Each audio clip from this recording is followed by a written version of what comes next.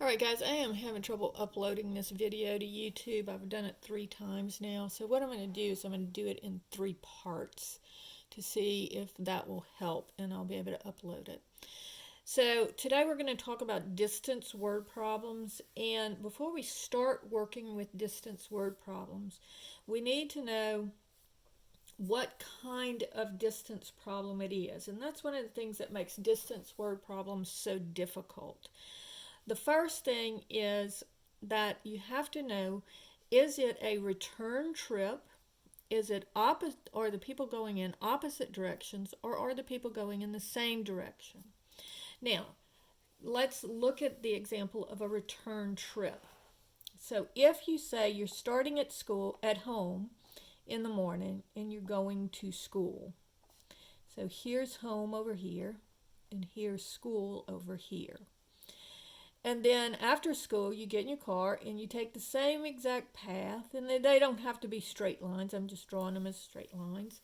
But notice that the distance going from home to school is going to be the same as the distance going from school to home, as long as you take the same route. So on these, on return trips, distance 1 is going to equal distance 2.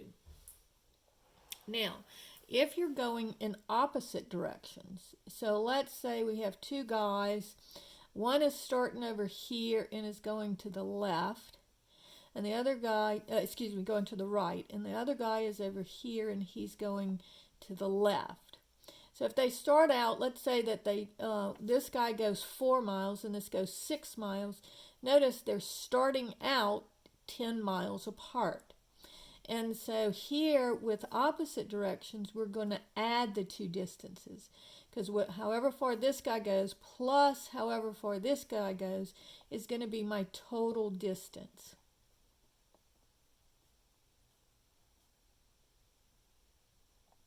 Okay?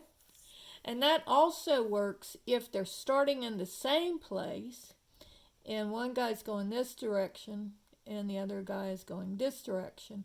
Notice they're going in opposite directions. One's going to the left, one's going to the right. And so if this guy goes 4 miles and this guy goes 6 miles, they would end up 10 miles apart. All right? And so you're adding the distance. In opposite directions, you're adding the distance. And then lastly, if I have them going in the same direction, so this guy goes a certain distance, d1, and then this guy goes a certain distance, d2, then notice that their distance apart is very close. So if this guy goes 10 miles and this guy goes 6 miles, then their distance apart would be 4. This guy goes 5 miles, this guy goes 3 miles, then he's just going to be 2 miles behind the faster guy.